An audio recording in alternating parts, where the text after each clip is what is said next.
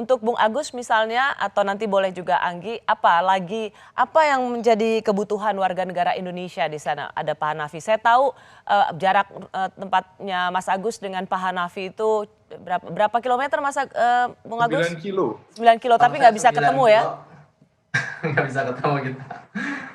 Apa yang bisa Anda sampaikan pada Pak Hanafi? Atau apa lagi yang bisa dilakukan oleh pemerintah Indonesia di India?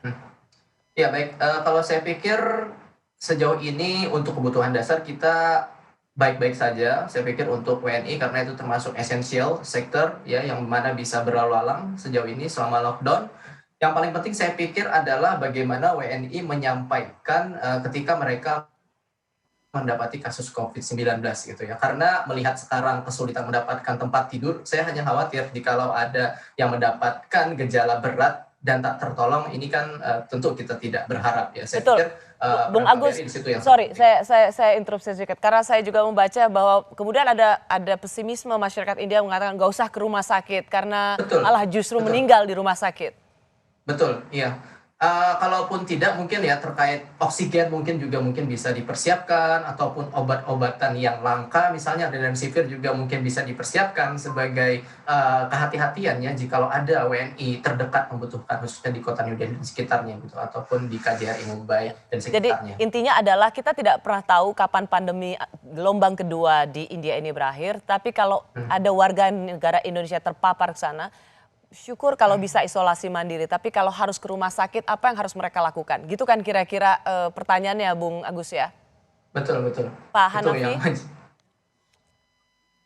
Ya, kami catat perihal oksigen, perihal obat-obatan, cuman tentu Mas Agus juga memahami bahwasanya kalau menyimpan obat-obatan seperti ini di India saat ini justru menjadi masalah hukum yang sangat berat. Tapi tentunya satu hal yang tidak tercover di media-media di India yang selalu yang ditampilkan seperti itu, tapi pemerintah juga kan saat ini segera berusaha untuk membangun kembali sistem yang sempat ditinggalkan gara-gara kemarin merasa menang itu, kemudian sistem itu ditinggalkan, sekarang berusaha dibangun kembali, yaitu untuk pusat-pusat COVID, kemudian untuk obat-obatan, dan juga yang jelas untuk oksigen. Kita juga sudah mendengar bahwasanya memang saat ini sudah ada hubungan yang intens antara pemerintah dengan industri oksigen untuk kemudian bagaimana supaya produksi dan distribusi oksigen ini semakin lancar. Dunia memang Jadi,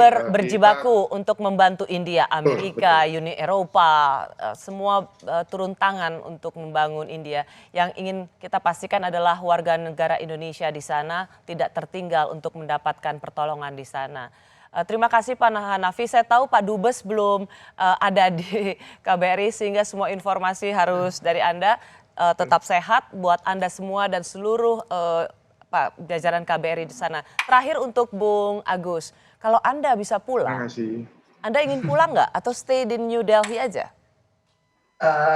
Saya antara dua ya, dilema antara studi yang harus saya pertahankan. Sebenarnya studi ini juga tidak lain untuk Indonesia ke depannya ya. Saya membawa ilmu saya ke Indonesia. Saya pikir keadaan sekarang masih bisa saya ataupun mungkin beberapa WNI manage gitu ya.